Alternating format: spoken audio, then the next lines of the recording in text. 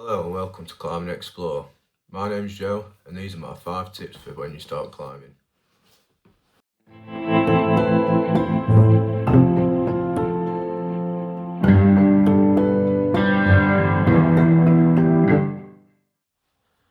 Okay, so I've only actually been climbing a year myself now, but these are the 5 tips that would have helped me out hugely if somebody had told me when I first started back last August.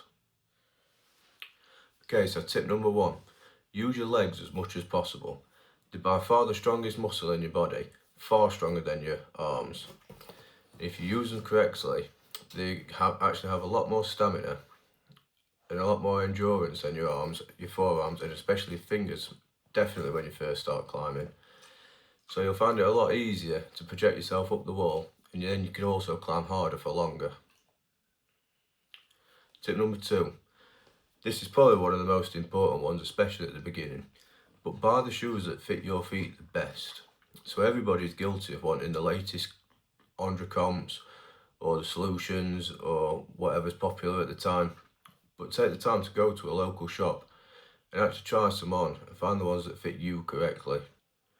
This is especially important if you're like me and have what they call Greek toes or Morton's toe, where my second toe is actually a little bit longer than my big toe. Therefore, a lot of climbing shoes don't fit me properly. They squeeze my foot in at the toe box and I find them very narrow and uncomfortable. Fortunately, Scarpa medium fit actually seem to fit me really well. I'm currently climbing in Scarpa generators, which seem to fit me perfectly. They're a very stiff shoe, which for what I want to do is perfect, and the rubber on them is fantastic.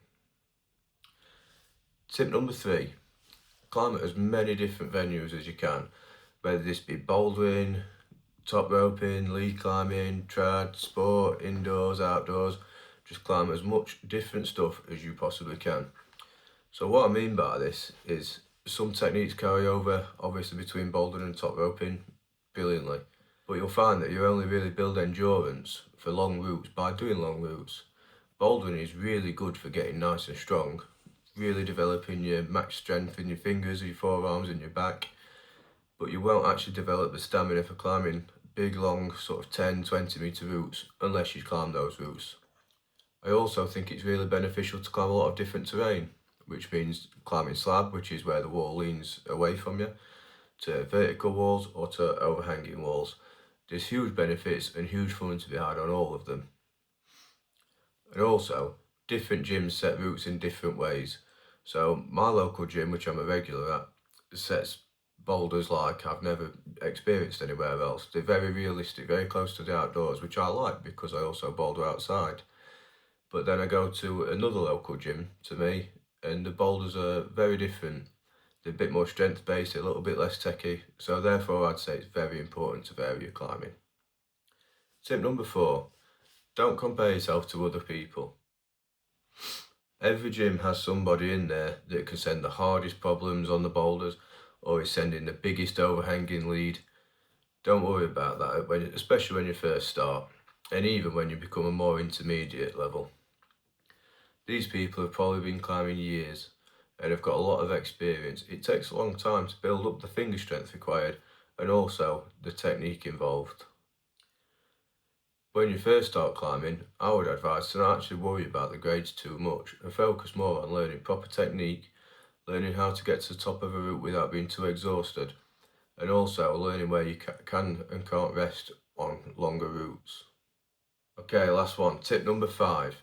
And this is probably the biggest one for myself personally, but don't be afraid to fall off, whether this be on bouldering, lead or top rope. Falling off is a positive thing. It means you're trying hard and reaching your limit. On top of that, you're also a lot safer than you think you are. The big fear of falling is the mental aspect. The actual fall itself is very rarely that bad. When I was learning to lead climb, me and my climbing partner actually made a point of having at least 10 practice falls every single session that we lead climbed. This is an opportunity for my belay or climbing partner to increase his ability to catch me, but also increase my trust in him that I know he will catch me should I be trying a harder route that's closer to my limit. Not only that, it also lessens the fear of falling off in your head if you have to make yourself do it. The build up to it is actually much worse than the fall is. The issue with being scared of falling off is that you will sandbag yourself massively on your routes, and by that what I mean is that you will not climb to your best ability. You will only make moves that you know that feel safe to you, basically.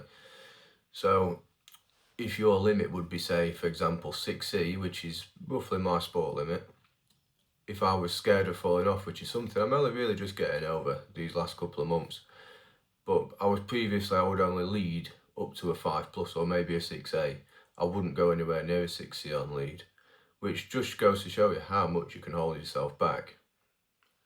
Also, falling off on top rope is very safe. You're very rarely going to fall more than half a foot to a foot or so, and that's due to the stretch of the rope. It's not actually a fall, you'll barely notice it at all.